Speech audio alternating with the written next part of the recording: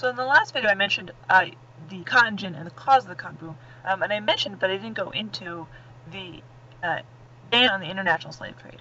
In 1808, Britain ends the international slave trade. This is basically the slave trade from Africa basically ends. Now, it's not strictly enforced, but it does severely limit the number of new African slaves that come to America. And it was done in the goal of ending slavery, but it does is it changes the supply of slaves. So fewer slaves coming to America means the cost per slave goes way up, right? There's a cutoff of the supply, right? So the idea is that the slavery is supposed to disappear, but what ends up happening is the cost of slavery goes way up, which means that the demand for it goes up.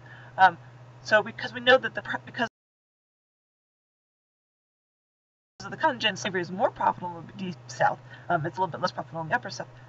And because there's fewer slaves, this results in what we call a domestic slave trade. So masters in the Upper South and the North sell their slaves south to bolster the cotton boom, right? So it's no longer profitable to have a slave in the North,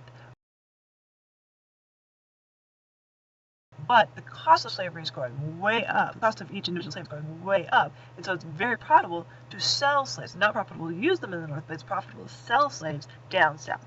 So, for instance, the price of a young male slave in 1802 would have been about $600. In 1860, about $1,800. And that's not an inflated price. That's a real increase in value. So it about triples in value between 1802 and 1860. And this results in paternalism. So paternalism is a result of these combination of factors.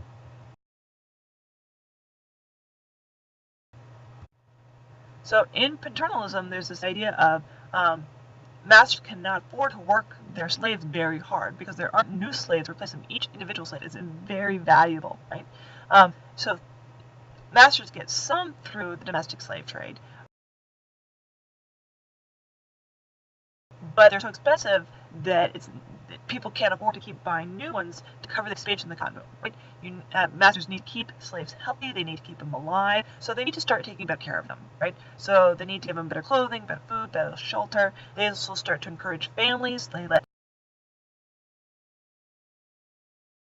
slaves have children, and it's a way to replace the slave population, right? The masters encourage slaves to have children.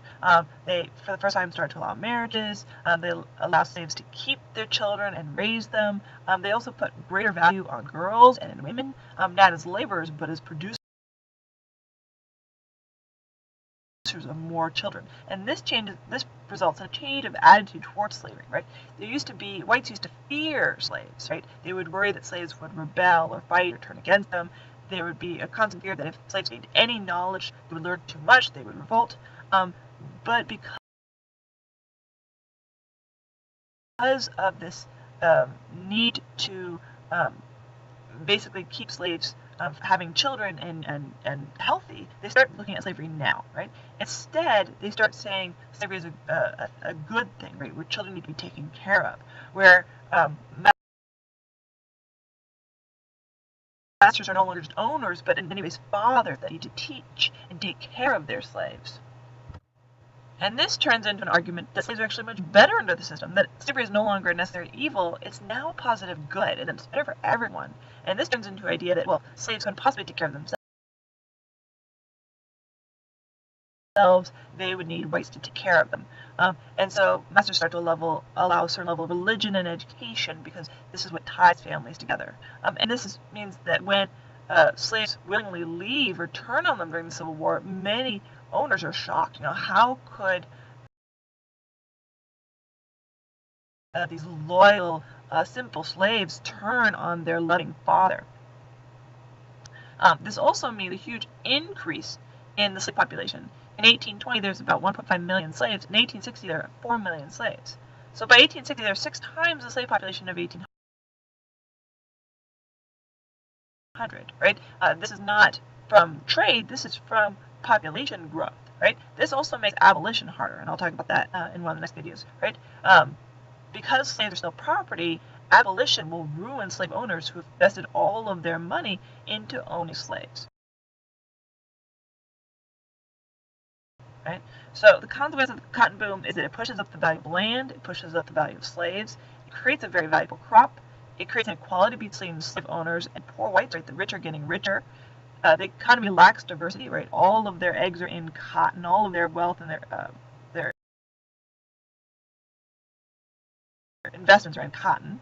And the economy is subject to boom and bust, right? There are several depressions. There's an 1819 panic. There's an 1837 panic, right? When the price of cotton goes down, everyone has struggles. They have debts and loans. They're forced to sell their slaves. They declare bankruptcy. Then there's a lot of slaves on the market. So there's a real problem with this kind of economy. They're very hesitant to invest in other economies, right? They don't want to diversify. They don't want to get into manufacturing. And this becomes a real problem, right? The amount of per capita invested in manufacturing for every $150 in New England, it's about $17 in the South. So again, most people, when they immigrate to America, they go to the South, they say, absolutely no way, there's no room for me, right? There's no place in the market for whatever skills I have in manufacturing jobs. There's no way for me to get a buy into the system. So most immigrants go north. Those jobs are in the north, right? So there's an increasingly free population in the north. And so by 1860, there are 2 times as many people in the north as there are in the south. That means that this has an impact on how Congress is divided. So the north has about 1.5 times the number of representatives as the South. So Congress will always be on the side of the northern interest rather than southern interest, right? And the North consistently votes against the South. Right? So the South also lacks cities. People tend to move west for land instead of going to cities. So the only big city is New Orleans, and it's only 15th on the list. And the South have a very high illiteracy rate because it's very hard to sustain schools. While in the North, they invest in education. So there's a very big divide that happens between the South and North because of the cotton boom.